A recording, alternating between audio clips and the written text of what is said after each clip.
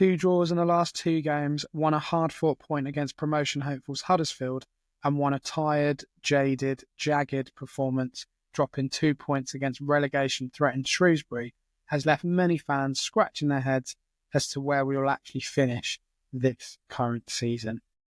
Welcome to episode 407 of the Tilehurst podcast. Slightly later than advertised. We wanted to wait until these 2 games were done so we could get a really good idea of what are essentially 2 points, out of 6. Ross, as always, is with me. He's not wearing a jersey, but he's wearing a jersey. Is that a training issue from Seacoast? Exactly. This is my coaching sweater. Right. I actually have another one that has a little notepad in it, which is very good because I have a kid who inside the jump. Correct, because I have a kid who only speaks Spanish, so I have sort of like football Spanish translated. It's a lot of vamos, if you've seen Jude Bellingham. I'm also feeling a little tired, jagged, and jaded. I liked the way that you put that. I'm still working my way back from the man flu. So this sweater is keeping me warm. We're feeling good. If I'm not sounding good, that's because despite this being the second time we started recording this, I didn't put it through my own microphone yet. So this is going to sound just so much better when we get into the review, guys. Don't even worry about it.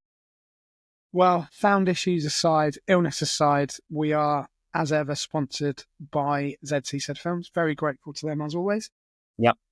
They've got a snazzy new website, by the way. If you haven't had a look, go and have a look at the ZCZ Films website because it's snazzy. It looks good. There's some nice pictures of Waldy and his team. So yeah, thanks as always to ZCZ Films. And I feel bad that I haven't looked at it. Well, I just spotted it the other day because I remember his old website from when I first started. When we first started doing the pod. So anyway, yeah, nice website. Looks good. Okay, well, we'll give it a go. Well, we're going to give the recap a go. 2 games, one against Huddersfield, one against the Shrews. Stupid nickname. Shrews. Yeah, Shrews, yeah. But, look, 2 points out of 6 ain't great, especially after last night's performance. But we're going to get into that after this short break. All right, welcome back to episode 407 of the Tilehurst podcast. This is about the 6th time we've started to do this section. I think we're good now. We're all good. I've worked it out. Papers. Ross has plugged everything in. We're here to talk first of all about Huddersfield Terriers. Look, good result, all things considered. I think Huddersfield were 4th or 5th heading into the game, in reasonable form. It's a game that we kind of probably could have afforded to lose, if you can ever afford to lose a game. But in terms of a team of that calibre, in terms of where they are, and in terms of our away form that's been, sketchy at best over the past 6-7 months, it was a good result. Clean sheet, honours even pretty much on possession. Where do you want to start with this one, Ross? It was all right, wasn't it? It was what probably the best we could have hoped for. It would have been unlikely for us to get anything out of the game, but getting a point to bring back to Berkshire. Good stuff. I think that a lot of us kind of going into this game, we're thinking, starting from the top, that you mentioned last podcast that February, or maybe the podcast before, is a really busy month for Reading. There's a lot of good teams coming in, and it's going to show us very quickly where Reading kind of are versus the other playoff teams in that picture. Obviously now 3 points outside after the draw against the Shrewsbury last night, but I think after the Huddersfield game, most of us would have been in better spirits than we've been for a couple of weeks because, it's not spectacular but it is more solid. And away from home, it's a lot more savvy. It's a lot more direct. But also, there's an element of game management to it, which I really like. I really liked the way in which Reading were able to not expend too much energy while also keeping Huddersfield at enough of an arm's length for about 45 to 50 minutes in that game. Huddersfield ended the first half with something like 8 shots and 1 was on target. So really, in terms of useful shots, they ended up with 1 more than Reading in the first half for all of their huff and puff. And then after that, Reading were able to seize momentum coming out in the second half and have a good period for a little while too, even create some chances. So I think overall, at the end of that night, I was in a pretty good mood about where Reading were at with the playoff race because, you need your draws away from home and you need your wins at home if you're going to, push up into that category of teams. And this was one of those, and it was one against a decent team. So yeah, really against Huddersfield, I was pretty happy. I think one of the most interesting things we saw in this, and I'll come back to you on this, was we almost got to see a direct comparison of Wareham versus Kelvin in the 9 in the centre forward position. And I thought that was one of the most interesting elements of the game for me. So I'm interested in your thoughts on how those two got on.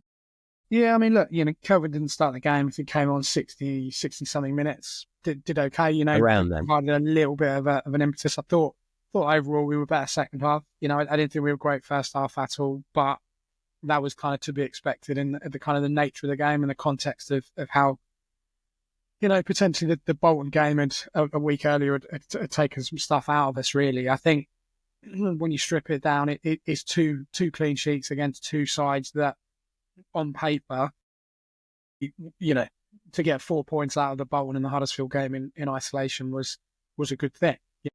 I don't think you can really whinge about those results. Did we deserve to win against Bolton? We talked about that last week, but this one was a really hard-fought point. That age-old statement with Wareham. After the game, my initial response is actually, do you know what? I'd give Kelvin a go. I'd just let him run at people, and obviously we'll come on to ironically those two combining for our goal last night.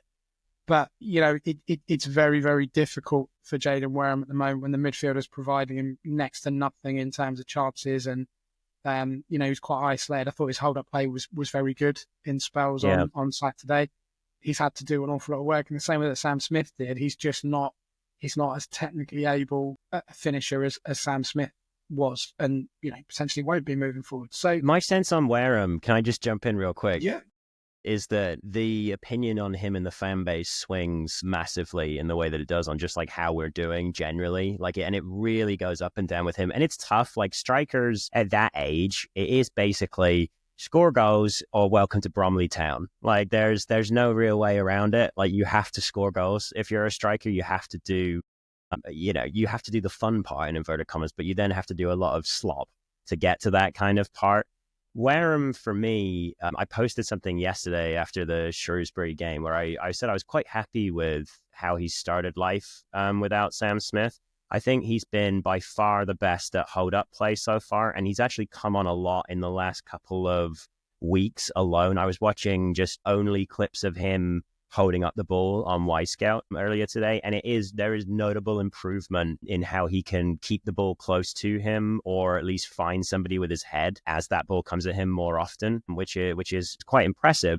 And I really like Kelvin as a player. I also kind of thought that he might be the guy to go to when Smith was gone. But I do really like him on the left wing as well. And the thing that was notable for me against Huddersfield is that after Wareham went off, I thought our period of kind of dominating the attacking chances in the game sort of started to drift off a bit. And I think that was partly to do with the fact that Wareham was winning about twice as many aerial balls, twice as many like 50-50s that were coming near him. It is just the things like that, like where Wareham will put his body on the line, he'll win several, 50-50 challenges per game. And that'll help. So I had some concerns about, kind of where he was at and what Sam Smith leaving the team was going to do to our attack. These two games from Wareham, probably my biggest positive from the two games overall. Yeah, I think he's got a lot of growing to do. I think his movement off the ball is improving with every game. And, that leads us nicely into kind of Shrewsbury, really, because those two games, the Bolton and the Huddersfield game, left the fan base kind of on the edge of like, do we start to believe that we can mix it at this level in terms of getting in the playoffs? Which, right. I think overall led to a bit of an expectation that we should win against Shrewsbury, who were in the relegation zone, who are still in the relegation zone following that draw at the SCL last night. You can argue they were in better form going into the game. Gareth Ainsworth has got them playing again. He's got them believing. There's a little bit of steel within the team that perhaps wasn't there. Any way you spin it, that if you want to make the playoffs, you have to win these games at home. Yeah. You can understand where the squad is at. You can say, as we said at the start, that they look tired, they look jaded. There is no depth there at all. But also be critical of the absolute basics that probably weren't in that game last night. So if we peel it away, give away a penalty, definite penalty. I think you said in the group, Chem knows exactly what he's doing, and I watched it back. Cheeky one, yeah. Yeah, he was going to get a shot off, all right, like you said, through a crowd of players, but he knows exactly what he's doing. So, all right, take one for the team, put us under pressure. Luckily that we've got Joel in goal who cleared it not once but twice. That was insane. The second one in particular is, I mean, the penalty itself is sort of like a weak. I mean, sorry, listeners, it was a liquid poop of a penalty. Like it was awful. That was rubbish. Like he's still got to save it, right? He's still got to save it. He's still got to get in front of it, exactly. But the second one, put his body in a line. Yeah, and the second one was really good, like getting big and up in the air like quickly. Yeah. So, but anyway, yeah, the first that was one of the worst penalties I've seen in a very long time. Yeah.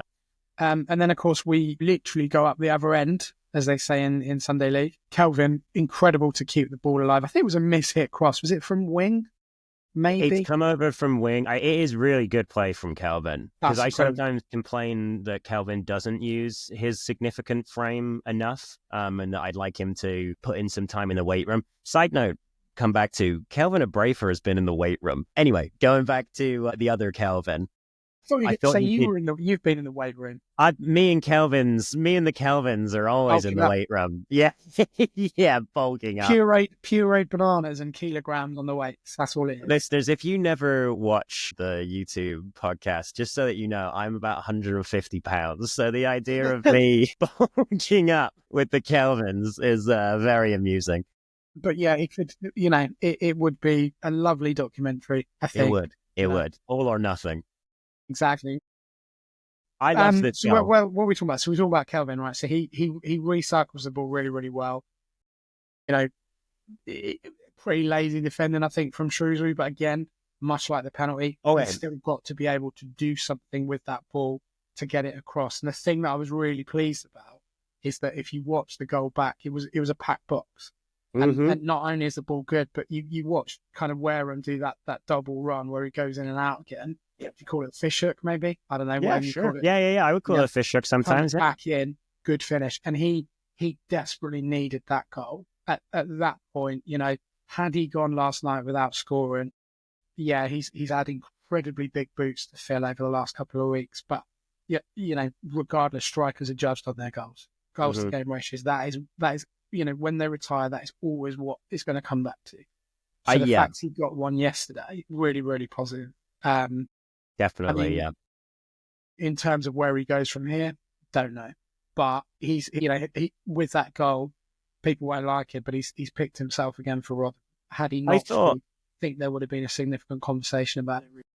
I would agree with that. I thought the midfield last night were poor, and that was where the issues were coming from. And I thought that the front three were okay. I would have, even with Chem giving away the penalty, I would play all three of them again in the next game personally. I think that's the lineup right now that's going to give us the best attacking output, which sounds ridiculous in a game where we've just put up less than a goal of expected goals. Kelvin is the only left winger we have at the moment who's capable of getting to the byline and then crossing, putting a cutback back in. He's the only guy that can do it consistently. Kamara can be creative, I think. I've seen him a little bit more in the last few weeks. Been a little bit more impressed with Kamara. Kamara played 50 games for Eden now. I mean, it's probably time to have a sensible conversation about him as well, I think. Yeah, definitely. Maybe we'll wait till next week. Yeah, we'll go next week. But what you said about finding room in a packed box is right. That is a skill. It is, like if you see space, it's not just about let me get into that space as quickly as possible. It's how do I guarantee that in 3 seconds' time, this defender is not going to follow me into that space or something like that. So it's all very well to say, they were defending lazily in the box or whatever, but it's a packed box, and Wareham has found himself. It's not so much that he's the guy who's got to the ball. It's that he's got to the ball with a yard of space around him. So he's got all the time he needs to put that wherever he wants, basically, which is, it's just a skill. It's really important. I mean, after Saturday, I said that I felt it was probably time to give Kelvin a go, given the impact that he had when he came on. I'm glad I don't manage the team because I was made to look a bit stupid last night. I thought Wareham was okay. I thought he had a good game. I think that the problem for him really is that he historically has not done enough. Like he's kind of come out of the under-21s consistently from last year. I think he was in and around a couple of the squads at the end of last season. He was on the subs bench an awful lot in the back half of last season, yeah. And then was really a kind of a squad player up until, Sam Smith left. He had appearances here and there, did all right in some of the cup games, particularly his best moment probably against Exeter away. Where he scored that first minute goal. He was all right against Newport this year as well at home, I seem to remember. But he, again, is symptomatic of our fan base where actually you need to look at the context of where we are a little bit. And we don't have the luxury, I believe, of getting on players back. Yeah, you can ask for changes, but some of the stuff that's come out about him and some of the other players really, and the manager, I personally think has been unwarranted, because nothing's going to change now between where we are in the middle of February and May. You might as well just back them. This is why that's my opinion. It's frustrating, of course it is. Last night there was times of this is just shit. Like, what are you doing? But actually, in the context, they're exhausted, they're tired, they're playing too many games. I know you said the other week it's Saturday, but now we're going Saturday, Tuesday, Saturday, and so on. It's going to catch up with them. Yeah. And that was like the game last night. What would have been great is if he could have made 3 or 4 changes to start the game. Can't do that because of injuries and because there's no players to do that. So his hands are tied massively, I think, at the moment. And I think you got to come on over to BlueSky, mate, more often. I was saying I made a positive post about Wareham yesterday, and it's doing well. People are loving it. We're just having we're having a right barnstormer after a terrible result against Shrewsbury. And I think that's good over there. So there you go. It's very much feast or famine with these results at the moment. And so let me give a good overview piece on this thing, because I think that something that people should compare this to is the last game of Sellers' time as Reading manager, which is a 3-0 win over Cambridge United at home. 8 people there, I remember. Yeah, about 8 people there. Ben was one of them. Were you there with Robbie that night? I don't even know. No. I know he was there alone one night, and that was very, very funny, and I blamed you for that. But anyway, so that night we won 3-0 against Cambridge. We created bugger all, and basically it was just a night where Wing was able to do his wing thing, and he scored 2 really, really good goals. Now, a lot of teams seem to have worked out that the way to beat Reading is to give them as much of the ball as they want, as long as Lewis Wing isn't allowed to have it. And as long as Lewis Wing isn't allowed to have it, Reading throw their hands up in the air and are like, last night, okay, normally Wing is by far the person who touches the ball the most if the opposition hasn't game planned around him. He gets over 100 touches a game. Last night he got something like 60-something, and Bindon got 90 or 100, and Craig got 70 or 80. They were the top 2, okay? So that's showing you where Shrewsbury decided the play was going to go through. They said, all right, Craig can have it, Bindon can have it, Wing is not allowed to have this ball. And then if you do that to Reading... So my point is basically, I think Cambridge... That was my dramatic pause to indicate nothing, basically. Yeah. So my point is basically, I don't think it's that different to where it was sometimes when Reading have to expand and be expansive and go out and put on a show, in inverted commas, at home. A lot of the time, the opposition team knows that if they just shut down one player, a lot of their job's done for them. So there was you might have seen it. There was an interview with Big Ange at Spurs over the weekend, and he basically went on another rant about all these players he hasn't got and all the rest of it. And yeah, for what it's worth, I like him as a manager, but I think he's completely lost the plot, to be honest. A little bit, yeah. Absolutely. The kind of, he's broken down the fourth wall now in terms of actually I'm a professional manager rather than just ranting and raving all the time. Right. But I kind of thought, actually, if you look at our situation, you look at the injuries to key players that we've had. Mbenge, Elliott, I would class as a key player. Obviously, selling Sam Smith, losing Sellers. And yet, we're still we're not out of the mix yet. We're still doing something. And yeah, the football isn't great, but that's League One football, right? Generally, I can't remember the last time I watched a game of League One football as a neutral went, that was really good.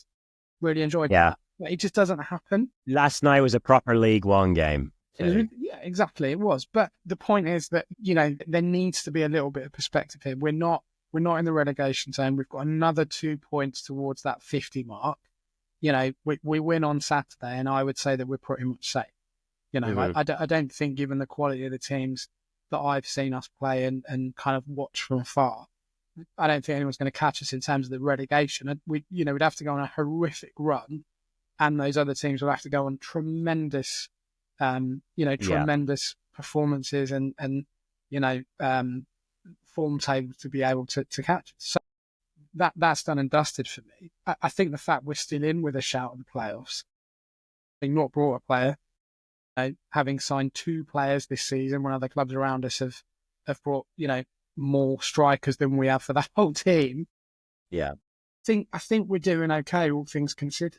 We could call up Ange and offer him Billy Bowden if he'll give us Heung-min Son just for the run in or something like. He's a player I love. I love him. He's very underrated as a great player. But it is one of those things where I get where he was coming from, because he's sick of answering the same questions, and they've been. I mean, I have no real opinion on Spurs, but they've been absolutely decimated, and they haven't brought replacements in properly to be able to do that. So sometimes I think about texting Spurs fan friends to be like, "Oh, what are they going to do now?" And then I know they'll start complaining about Levy, and I'm like, you know what? I don't want to talk about ownership struggles with fans of any other team, quite frankly. Hey, you made a really good point when you were talking about key players who are out in that kind of thing. You know what the difference was between, obviously, Wing hitting 2 worldies, but you know what a large part of the difference was, looking back at the FOTMOB and the Sofa score from that Cambridge game? We had Ben Elliott that night, and he created 0.35 expected assists, which is a decent amount. So yeah, you're bang on. Like when we don't have, this is when we don't have Ben Elliott, he is so key to our creativity outside of. Nibs was injured for a long period of time, hasn't been the same player since he's come back, in my opinion. Yeah, he obviously scored the penalty against Bolton, but generally his play hasn't been great. Hardy Savage, much as I love him and as much as he works hard, he's absolutely exhausted, or he looks like he's exhausted. He's just chasing shadows a lot of the time, and the energy that he brings, isn't allowing those other players at the moment to get into the mix. Lewis Wing has been, pushed out of games. Possibly we've looked okay, but it's just been a bit disjointed up top. We did have Chem Campbell, then we didn't, now we do. Kelvin's coming back after a long period of absence. Wareham's kind of new to playing 90 minutes or playing more regularly than he is. So it's all a bit of a mishmash at the minute, and I just think you can be annoyed with the result. Of course you are. I mean, I'm irritated with the result. I thought it was terrible, really, really bad result. We've kind of lost someone in the post-match interviews in Sellers who was very, very straight down the middle, very, very unemotional, very, very matter of fact. And now we've got a manager who isn't like that, and who will talk about officials and will talk about fine margins and being unlucky in inverted commas. So it's been a change, and it's been a culture, and it's the frustrating thing is that we were doing so well, and then Sellers decided, well, I'm off. Yeah. It's just football. It's just the way it works. And actually, Noel Hunt is not going to be sacked between now and May. He's not going to do it. He might get to May and go, do you know what, I've had enough. I want to go back to the under-21s. Unless he does an Ian Ever and he sacks himself. Exactly. He could do that. I don't think he will. And there's no need. No one else is coming in at this stage. So I just think we just back him. It's perfectly solid, and it gets us points on the road against other playoff teams. Like that's he's not going anywhere between now and the end of the season. Most important question of the double game week: who would win in a fight between a Shrew and a Terrier? Because I think a Shrew is more. I know, a Shrew is smaller than a Terrier. Really good question. But a Shrew, it's feisty. I wouldn't want to. They got teeth, haven't they? They got. I'm trying to remember how big Shrews are now. So, Ryan, can you try and put a picture of a Shrew up here? Yeah. Can you put what are essentially small mammals in scale? Okay. Yeah. Where do they? Are they? They're not as big as a beaver, are they? No, they're not. Oh, they're tiny little thing. All right. Yeah, a Terrier would rip this thing to pieces. I'm not even. I don't think so, because how many Terriers or how many Shrews? Well, what Terrier? Do you mean a Yorkshire Terrier? Yeah, a Yorkshire Terrier. Rubbish, mate. Kick it out. No, All I don't right. kick dogs before anyone starts whinging at me. I'm actually wearing a T-shirt that says... wearing your cat T-shirt. So, see that? Yeah, very nice. I don't know. I think Shrew would give it the runaround, wouldn't it? Yeah, that's true. Those little, death like a mongoose fighting a cobra. Yeah. but he'd just be nibbling away, like little cuts here and there. Right. Yeah, just getting in, getting out. He's got a big, long, spindly nose thing too, so he can stick it all over the terrier. So yeah, wouldn't want to muck with that. The sixth picture, if you look up Shrew on Google Images, is one that just says, it's on a white background and it says Shrew gives birth on camera. Anyway. Not give birth on camera. I'm going to look at it. All right, get us out of this Shrew nonsense. Yeah, well, let's go to the mailbag. I'm gonna. Oh, they're weenie, aren't they? Yeah, they're tiny little things. They're really small. Yeah, that's why I was like a terrier would rip it to pieces. Let's get into a mailbag that hasn't been chewed by a shrew. Let's do that now. And if next mailbag, send us if your dog could beat up a shrew or not. Yeah, or eat it. Yeah. All right, we've done the shrew chat. We've looked at some What's things. The first thing you would smell if you had a nose like that? I smell everything. I've got a really sensitive nose. Yeah, right. The fat bird. Yeah, couldn't smell it from the Dolan. I was just gonna say if you had to smell it from Tilehurst, if you had that nose. I could smell the hot dogs when they.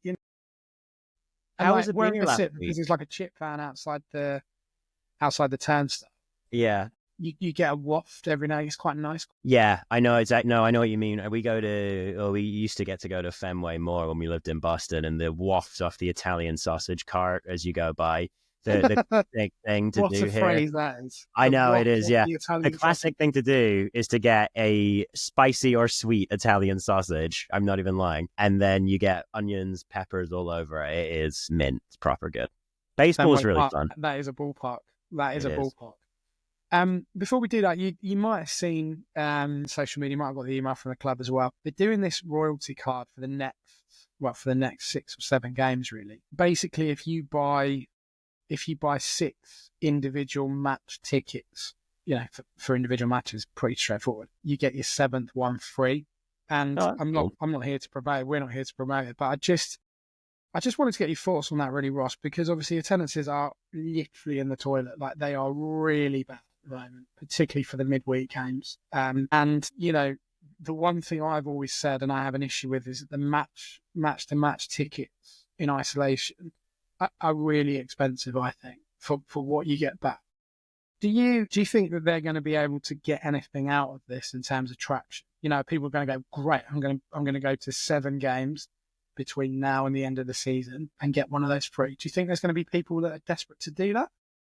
It's tricky, isn't it? I mean, to be honest, I quite like it because I think that it's the same as like a pass or like a game pack that they'll give you, whereby whenever you get a game pack, you always end up with one that's on a weird night or one that you didn't particularly want or something like that. So at least with this, there is the element of choice to it. Are there only those 7 games left at home? Is that why? I don't know how many we've got left. I feel like we've got 9 left. I'm not sure. That's not too bad then. 2/3 of the games and you get one free. I think that's all right. I always have an issue with game packs just because, like I said, you always end up with ones that you don't necessarily want. So yeah, that's not too bad. Anything that is aimed at trying to get more fans into the stadium is good because I don't have to suffer that impact as much as you because they always point the camera at the exciting part of the fans and I can see you guys. Well, I can't see you actually because you're in the Dolan, but I can see Sim and the rest of it. There was no one in the Dolan last night, it was just horrible. And I didn't want to do a video, and Sim will be livid. I didn't want to do my column either last night. I just want to forget about this game and move on. There are 9 home games left, yeah. Okay, so I think that's not bad. You buy tickets for 2/3 and you get a free ticket. Yeah, I would agree with you though that I know it's tricky for the club, but they are quite expensive tickets for League One football. I do agree with that. I think the thing that has been levelled is that they don't seem to be doing enough, whereas that's something, right? That's a tangible thing that they can hold on to and go, actually, we tried. Yeah. We're trying to give people a free ticket if they buy 6. So, yeah. I don't have an issue with it particularly. I think I'm catching your call from it. Yeah, it's translating through the airwaves. Right, let's actually get into the problem. I just thought I'd bring that up. Because it's worth it. It was an interesting little nugget, really. Right, let's have a look at the mailbag then. Oh, here we go. People talking about your video, your bloody video. If you haven't checked it out, Ross has done a tactics thing, and everyone was like, "Oh, Ross is amazing." It's all right. It's pretty good. I still lots of stuff that I didn't say that's kind of in my head. The problem What, with on the tactic releasing video? the problem with releasing one of those things is that every time you release it, the first time you watch back through, again, and you should never ever do this, you'll be like, oh no way, I didn't make that very clear, or I should have said this, or like, oh, well, that makes sense in the context of blank. The main thing I've been thinking about since I released this on Monday was I always forget to say my name. They just go straight into it. I don't say, hello, I'm Ross. And this is, for the I Tilehurst think end or people would whatever. know by now, wouldn't they? You'd like to think they'd know. After I would hope so. 18 months of doing this pod, you'd like to think they would. The fan, the ones, if you know, and there's a group of people that like to talk tactics with me and watch the videos and respond, and that's great. So the reception has been really nice so far. Thank you for that. I did a video. I think it was kind of suggested on the mailbag actually originally, but I did a mailbag.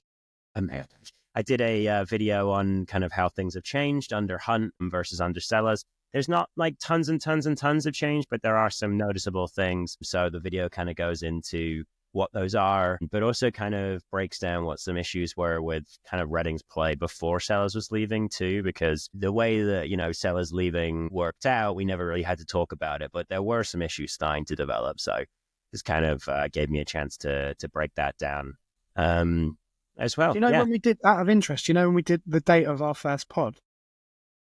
I don't know the date. It would have been around July 2023, something spot like on. that. Yeah, 2nd of July. Yeah. 2023. Okay. There you go. Hang on. Episode 341. I remember listening to I like to go to Burlington, Vermont for my birthday. My birthday's the 3rd. And so I remember driving out that way and listening to the podcast to make sure it was okay. Anyway. So give the video a go. It's on YouTube. You can find it on my BlueSky page. Thank you to Ryan for editing it. It looks great. And give it a go. Why have you brought that up? Huh? Why have you brought that up? Yeah. So the question is, well, it's not. Well, is it a question? Yeah. As Ross pointed out in his video, blah blah blah. There isn't as big a difference between Hunt and Sellers as people like to think. One common theme is the midfield issues. Yeah, getting overrun and beaten to the majority of second balls. Would a change in formation help?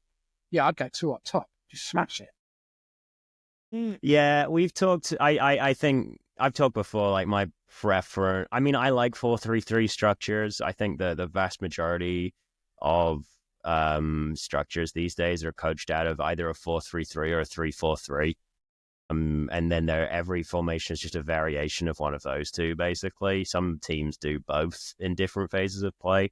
I've talked before. I talked a couple of weeks ago about how 4-2-3-1 would maybe be something that I would look to do when Reading needs to be a bit more creative. Right now, I think that Reading can give up a player further down the field and build up and bring them in to try and help out, try and get wing onto the ball a little bit more.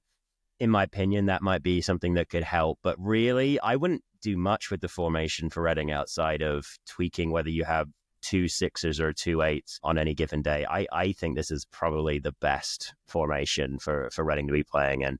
But I do think that they could more often switch between playing Savage, because I think Savage can play well as a 6 or an 8. So just play him as a 6 for some games, play him as an 8 for some games. But maybe counterintuitively, I would play him further back for the games where we need to be more creative, because I think that just having him involved in build-up will allow wing to become more free, and therefore we will be better, because we're always better when the statistically best player in League One is able to have the ball. If you haven't seen this, by the way, Opta Analyst does League One stats, and Lewis Wing is statistically, numerically, the best player in League One.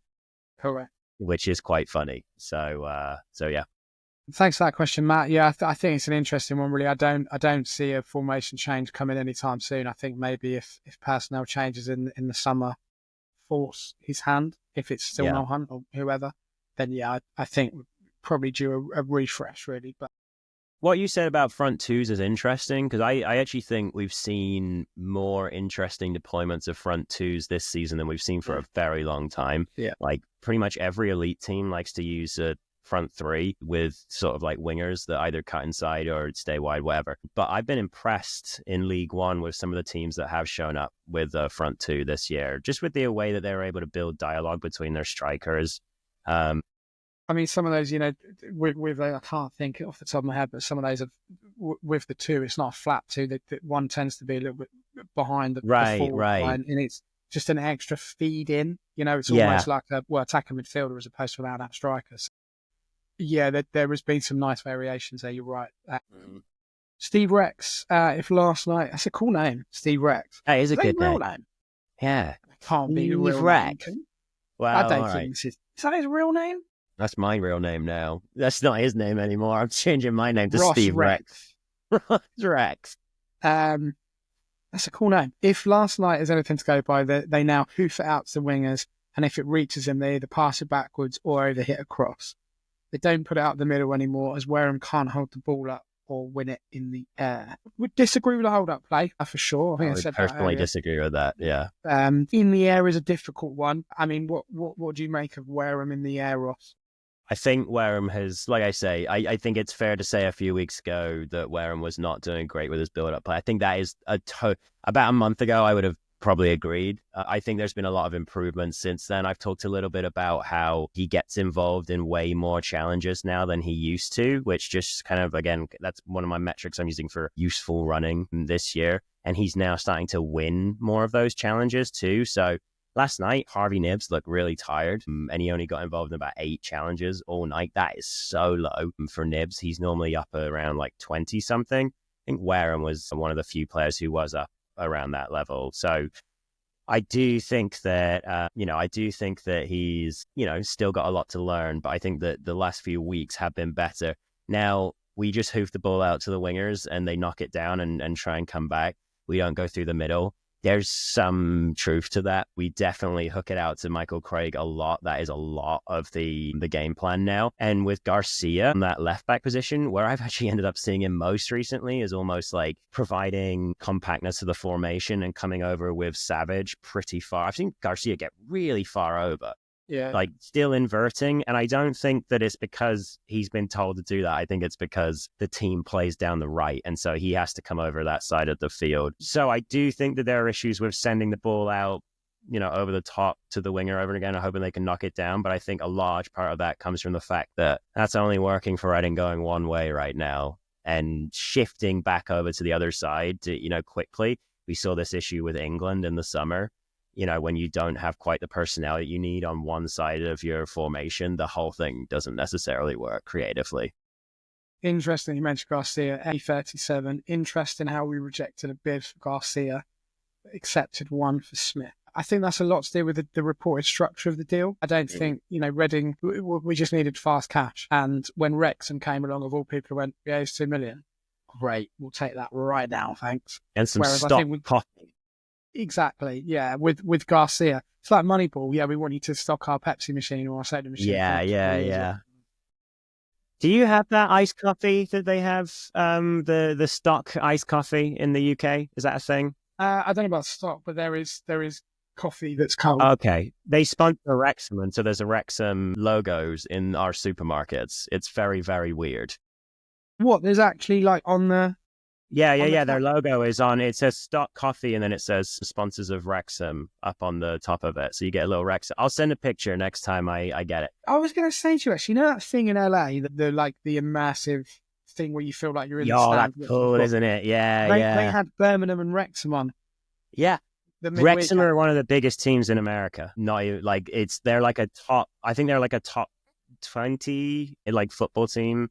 In terms of like fan base and popularity, they do a US tour out here every single year.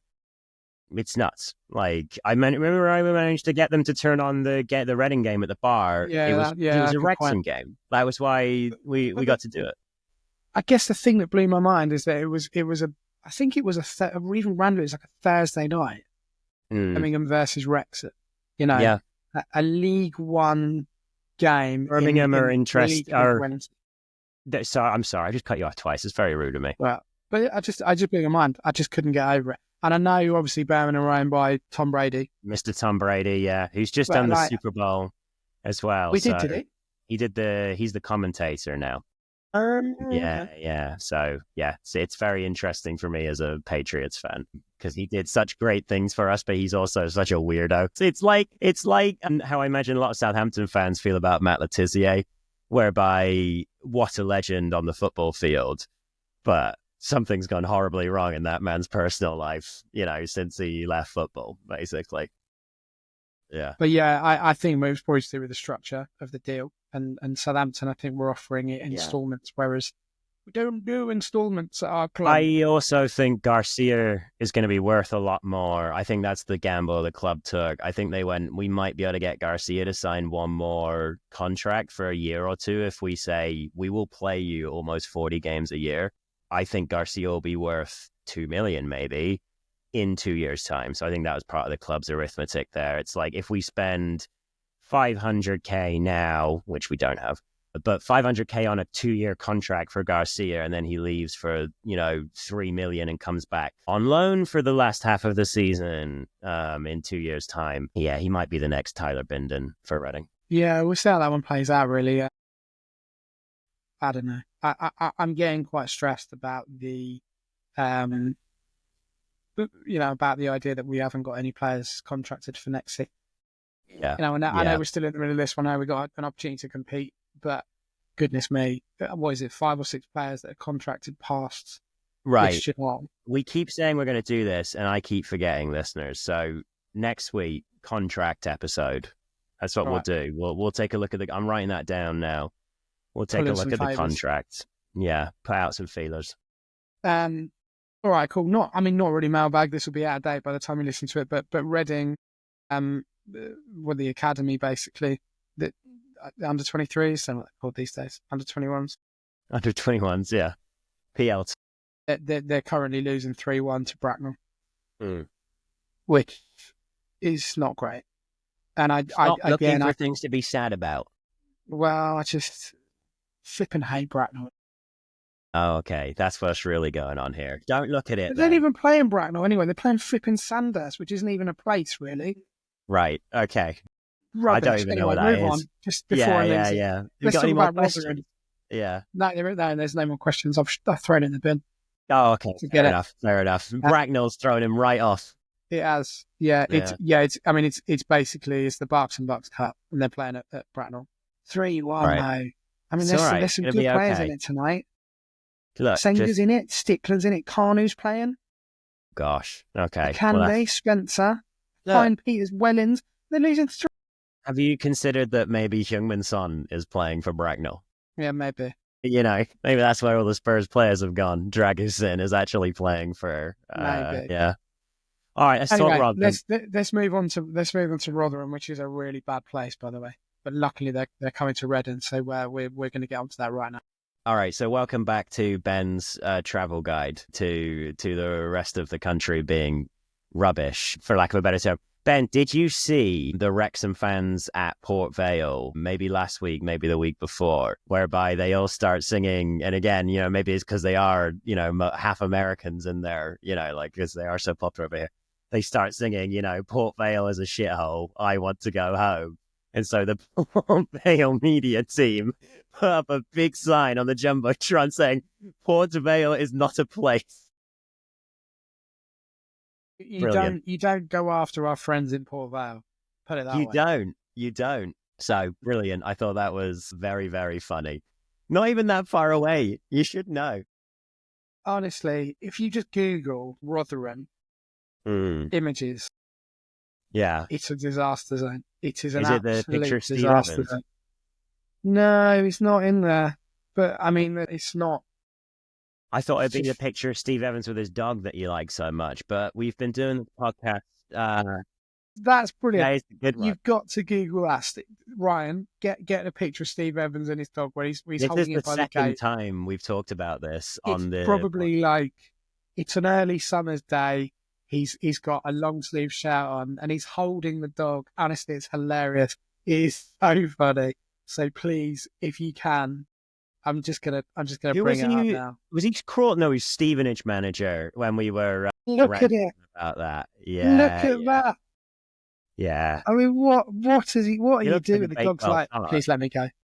He looks like a nice dog, but it's just like, please let me go. Well, you keep going with Anyway, the preview because there's the next thing that comes up if you type in Steve Evans is sausage. So I got to work out what's careful. going on there. Yeah.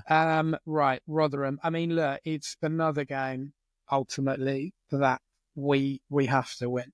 And I say that, and people go, "Hold on a minute, it's only February." But if we're gonna keep pace with the other clubs around us, it is a game that ultimately we just have to get 3 points from, especially given the disappointment of last night against Shrew. They are still managed by Steve Evans. They drew 0-0 last night against Blackpool, which, under Steve Bruce have been quite resurgent, so it's not a bad result there. But, anything less than a win, and I think the fear will really start to set that we will, end up mid-table and not have much to play for come the end of the season. We win that game and we are very, very, pretty much destined to be at least in League One next season. So, Yeah. Just to get that done in February, it would be a fantastic achievement for this team. I ask this every week, and, when we're not just trying to go over the same questions, but given the result that we had on Tuesday, do you make changes to the team that plays against Rotherham at the weekend, Ross? It depends for me, sort of on the fitness levels of everyone, because I thought that you were right in that people look tired, and I thought Nibs in particular looked really tired, and I think Nibs is really one of the beating heart members of the team. I think that when he's playing well, Reading play well. I do think the wing is still the most important player to Reading, and how the opposition approaches wing is really important. But I think that when Nibs is on his game, it just massively helps Reading, especially away from home. He's such a useful player for that kind of thing. But I thought he really looked tired against Shrewsbury. So are there many changes we can make? You could maybe bring in Kamara for him if Nibs isn't ready to go. But I think that Kamara kind of does his best work on the left side as well. So I think you probably go with the same lineup, but they do really need to, come up with some way of getting the ball to wing more when the other team is insisting that isn't going to happen. Noel needs to be able to adjust something midway through a game when the opposition, comes in with a plan to, stop wing. Because it's all, it's understandable for half an hour that might happen. But if you've had halftime and stuff like that, you need to go, okay, my creative spark is not in a place where he's doing what I need him to do. How do I move him into that place? And that's kind of what I'd like to see. This was the loss this season, the away game that annoyed me the most so far this year. Leyton Orient at home, 1-0 loss, was in that position until Leyton Orient started coming good again. So I was like, okay, whatever. But this one really annoyed me. I think this might be the only game we lost from a winning position, the away game against Rotherham. So I'd very much like to get some vengeance on the dog man. I mean, look, they're 14th. They're on 38 points. They're, as I said, they're going nowhere very quickly. They don't look in danger of slipping down the table, to be honest. They're too far off to make a real push, I think, for the playoffs. For context, we're still 9th, 46 points. We could, in theory, finish the day on Saturday in 6th place if results go our way. Yeah. It's not a given that we will come out all guns blazing for this. And I think, given the reaction, that the key thing will be how the crowd start the game as well, in terms of their mood. I mean, the previous home game to this against Bolton, very, very stale in the stands, I have to say, very, very nervous, very deflated almost before a ball was kicked. Obviously, by the end was absolutely rocking given the result and performance. But it is difficult to get people through the door at the moment. Win this game and it takes us on to the Birmingham game the following week at home, which is a huge game. Their end will be sold out. Really good opportunity for us to test. So we really need to get a result. I think this team needs to go on a good run soon. So we've been very inconsistent. Very, very inconsistent. We had the five games where we didn't win a game. Then we won, drawn the last two. We're very, very, as I said, inconsistent at the moment. Very unpredictable in terms of the results and the performances we're going to put out. Yeah. You mentioned, I just want to bring back to the possible changes. Do you start Billy Bowden on Saturday? It's funny. His appearance on this podcast so far has been similar to his appearances on the pitch, in that he's just sort of gone missing. Billy Bowden so far has been an odd one for me. There was a moment last night that kind of really spoke to what the main issue is there. we spoke earlier about Wareham being able to move and find space and then get into that space at the right time. Billy Bowden, so far, I haven't seen him make a single creative run, like not one that his teammate could actually find him with. There was a moment where Craig got the ball and was going high, or was going high. He was going down the field really fast on the counter attack, and he was crying out Was for he anybody doing that to with make. his legs? Well, he's doing that with his legs. Yeah. He's crying out for anyone to make some sort of run for him to be able to play into or something. And Billy Bowden sort of ran in front of him in a straight line, slightly diagonally in front of him, and then just stopped once he reached the offside line. And I was just like, that's just not useful in any way, shape, or form. Like, drop off, pull a defender, like, go in behind and try and stretch the offside line. Like, yeah. So right now, no, I wouldn't be starting Bowden because he just doesn't quite look. I mean, he had, 14, 15 minutes on Saturday, another 20-something, 25 last night. And so I'm being harsh for that amount of time. Don't get me wrong, Difficult but to get in the game. Difficult to get in the game. I haven't seen much from him so far. Maybe I need to rewatch what he was up to in particular, because when you're watching the actual full game back, the camera is obviously following the ball, so sometimes the strikers do suffer from that. I mean, that you can't see what they're doing all the time. But yeah, so far nothing that Bowden has done has made me sit up and take notice. Well, that is a 3:00 kickoff on Saturday against the Millers. Could be a very nice late Valentine's Day present if you forgot to buy your other half anything. You might want to buy him a ticket for the game against Rotherham. Or a framed photo of Steve Evans with a dog. All that. Yeah. All that. I'm going to send you, if we did album artwork for these things, the album artwork for today would be Steve Evans' dog fighting a shrew. That's what it would be. Are we literally calling the pod Steve Evans' dog today? Is that what we're doing? Maybe. Yeah, maybe. Because the fun thing is, I always like that. Because a little peek behind the curtain, if you like. Yeah. What happens is, I tend to set the agenda in a very loose way, sort of try and lead the conversation a little bit. Ross then, we close it all down. Ross keeps the recording and then he puts it out, but I don't know what he's decided to call the pod. Yeah.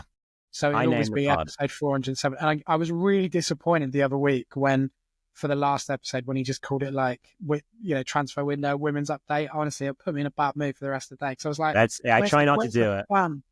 Yeah. So, but that's why we're talking about that. Because I'm always like, wake up in the morning, what's he called it? So, right. Quite buzzing for that one. So, yeah. Listen, Ross, always good to talk to you. How you feel? A little bit better soon. Thank you. Hopefully hope my cough didn't come through to you. No, my throat's always weird. It's because I talk too much. That's why. Are you going to watch the game on Saturday? You going to give it a go? Yeah. Well, no. If I'm not, I'll be coaching, but I'll watch it back, obviously. Who's doing the ratings? I'm not sure. Who even knows? We're doing all the admin on the pod now. Yeah. Do you know what? Look, I mean, Sim's going to do it pretty soon. But if you are interested in actually writing for the Tilehurst end, we are always looking for contributions, but also regular people to write for us and kind of take on board some stuff. And likewise as well, we've pretty much confirmed on the guest. Well, we've got Tom coming on next week with us to discuss the Rotherham game. But look, if you ever think, I'd really like to come on this pod and have a chat, we are always open to it. That's how we got Ryan, right? Bless him. Yeah. He kind of said, "Oh, can I come on the pod?" I was like, "Yeah, no worries." He's like, "Oh, do you want an audition tape?" And I went, "No, no, we're not that kind of outfit, mate. Like, don't worry about it." Right. You know what I mean? So, if you are interested and you want to come on and you get in touch with us, you know where we are. So, always looking for extra people to add in. It's nice to get guests every now and again. Always looking for writers as well. Yeah, that's a good point too. And on the ratings too, that's a good point, because obviously that's my domain, ratings. I love them, but I have been coaching a lot. Ratings. I don't find them hard, but just I think that player assessment is just like I don't know, it's its own separate thing away from whole game assessment. We definitely need other people who are good at that kind of thing. Tom should honestly give it a go every now and again, but ratings writers. I gave up doing the ratings when I had an agent of one of the players who is no longer at the club contact me and say, "Why have you given him this?" And I thought, I don't need this. I would have sent it back because he was shy. It's a very subjective thing that you can take with a pinch of salt. I saw the game. I gave this person a 4 because of X, Y, Z. Don't Yeah. don't come at me. If you're not sakes not like going to me, not get a listeners, move as a result of what Ben Thomas said you did on the pitch. Simple as that. yeah, right. If you're safe like me, what you do is you give nearly everybody a 5, 6, or a 7 every single game, and then you don't need to worry about it. Yeah, exactly. Yeah. It all averages out over the season anyway, so it Yeah. doesn't matter. But we do, Exactly. just to confirm, we do take it seriously, but we sort of don't. So it's one of those. Yeah. Listen, hope you've enjoyed episode 407. It's been great to be back. It's quite nice to do it midweek, actually. Give you something to look forward to. Lots to chat We about. will be back probably on the, well, it will be, not probably, we'll be back on a Monday to discuss hopefully a win against Rotherham. Could really do with a win to lift everyone's spirits and get us back in the mixer, as they say. Put the Chuckle brothers back into the anyway. Yeah, something along those lines. Yeah, exactly. Have a good week, anyone. Have a good rest of the week, Russ. Anyway, enjoy the rest of your day because it's what, You as well. 3 o'clock. 4:15. 4:15. 4:15. Don't I said Yeah, 12. yeah. Randomly guess. Yes, that's not that one. It's 9:13 here in Tilehurst. So What time is it around you, listeners? And remember, watch the video on tactics. And would your dog beat up a shrew? That's my question for next week. And is your dog as good looking as Steve Evans? Dog. Is Steve Evans dog? Not Steve All right, Evans. let's get out of here. I forgot to say dog at the end of it. Nightmare. Yeah. Anyway, we're gonna call it. Have a good week, everybody. Enjoy the game Saturday, and come on, you arms. Ryan, put another image of Steve Evans' dog here.